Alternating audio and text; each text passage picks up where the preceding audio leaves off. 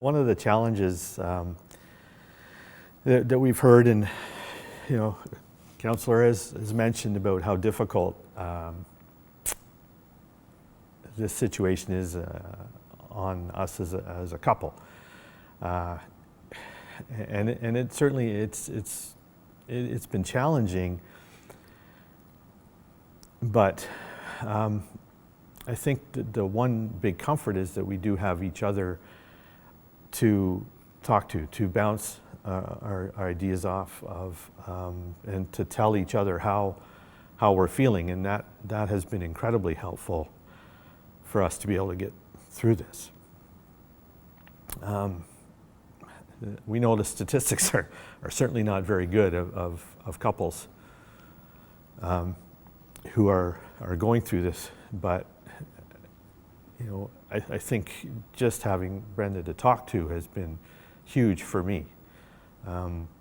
We've been married for 33 years, and we went out 5 years before that as well. So we've got certainly a long history.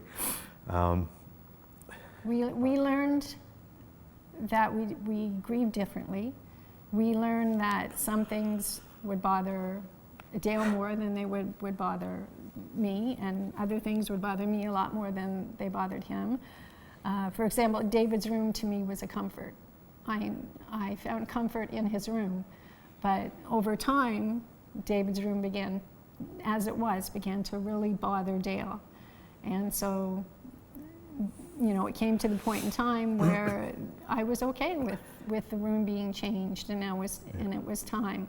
But we definitely had to communicate, and we had to talk about these issues. One very close to the beginning, David died in February, and in the summer his trampoline was in the backyard. And for me, I couldn't bear to look at the trampoline. Yeah, every time you looked out the back window, it was there. So that was something that we had to deal with. One of the first things that we had to deal with. I think it was probably May or June when we decided that was a real trigger point, and we had to do something about it. But those are the negotiations that we had between us.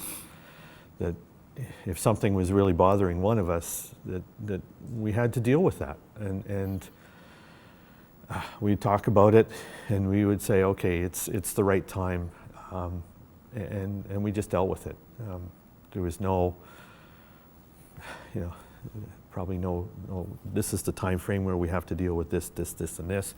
It just occurred, and we would deal with it as we needed to, but it was always a discussion between us.